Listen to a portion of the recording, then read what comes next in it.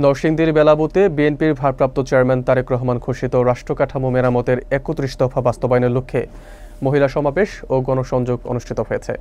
মঙ্গলবার বিকেলে উপজেলা বিএনপি মহিলা দল ও অঙ্গ সংগঠনের আয়োজনে বিন্নাবাইত ইউনিয়নের কাশিমনগর নতুন বাজার এলাকায় এই সমাবেশে প্রধান অতিথি ছিলেন বিএনপির কেন্দ্রীয় নির্বাহী কমিটির সহ সম্পাদক ও ছাত্রদলের সাবেক সভাপতি আব্দুল কাদির ভূঁইয়া জুয়েল। তিনি তারেক রহমান ঘোষিত ৩১ দফা বাস্তবায়নের মাধ্যমে গণতন্ত্র ও জনগণের অধিকার পুনরুদ্ধারের আহ্বান জানান। বিস্তারিত থাকছে আলী হোসেনের প্রতিবেদনে। নরসিংদী বেলাবুতে বিএনপির ভারপ্রাপ্ত চেয়ারম্যান তারেক রহমান ঘোষিত রাষ্ট্রকাঠামো মেরামতের ৩১ দফা সম্পর্কে জনসম্পৃক্ততা বৃদ্ধির লক্ষ্যে এক মহিলা সমাবেশ ও গণসংযোগ অনুষ্ঠিত হয়। মঙ্গলবার বিকেলে বিন্নাবাইত ইউনিয়নের কাশিমনগর নতুন বাজার এলাকায় উপজেলা বিএনপি মহিলা দল ও অঙ্গ সংগঠনের উদ্যোগে এই কর্মসূচি অনুষ্ঠিত হয়। সমাবেশে প্রধান অতিথি হিসেবে উপস্থিত ছিলেন বিএনপির কেন্দ্রীয় নির্বাহী কমিটির সহ সম্পাদক ও ছাত্রদলের সাবেক সভাপতি আব্দুল কাদির ভূঁইয়া জুয়েল।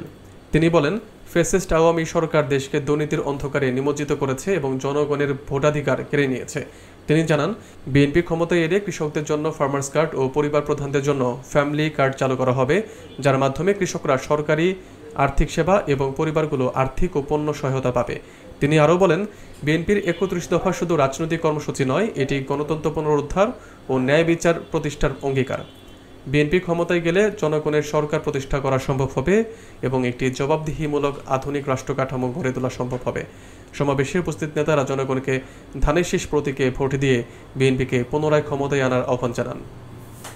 আগামী দিনে আপনার সংসদ সদস্য নির্বাচিত হলে আমাদের জন্য অনেক কিছু করতে পারবেন, যেহেতু জিয়া পরিবার এবং বিএনপিকে যা দিয়েছে তার সমান হবে না।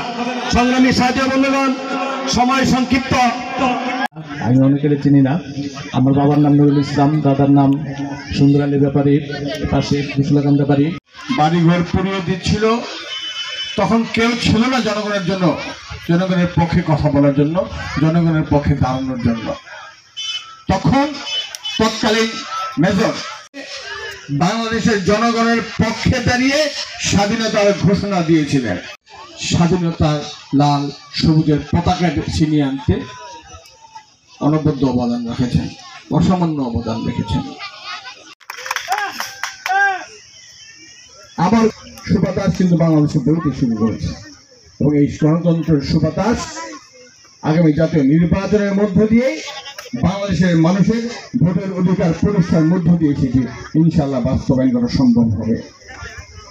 জাতীয়তাবাদী দল সকল সময়, আমি যে কথা দিয়ে শুরু করেছিলাম, জনগণের ক্ষমতায়নে বিশ্বাস করে। আমাদের নেতা শহীদ প্রেসিডেন্ট ক্ষমতায় এসে বাংলাদেশকে তলাবিহীন ঝুড়ি বানিয়ে ফেলেছিল। বাংলাদেশকে একটি লুটপাট এবং দুর্নীতির রাজ্য বানিয়ে ফেলেছিল।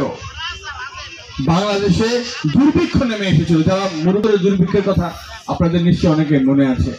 শ্রেণী পর্যন্ত আমাদের ছাত্রীবন্ধুদের বিনা বেতনে পড়াশোনার ব্যবস্থা করেছেন। সংসদের নারী আসন এই ৯১ সংসদে সৃষ্টি হয়। তাদের নির্বাচনে তারাই লুটপাট করেছে, তারাই সিল মেরেছে, তারাই নিজেদেরকে স্বঘোষিত বিজয়ী ঘোষণা করেছে।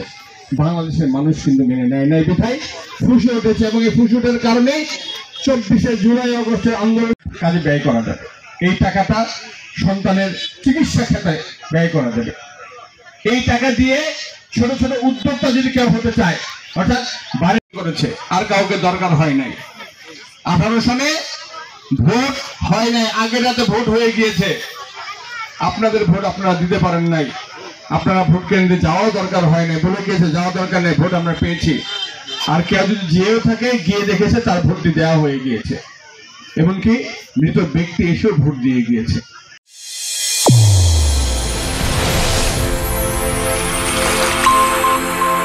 চ্যানেল A1 হৃদয়ের স্পন্দন।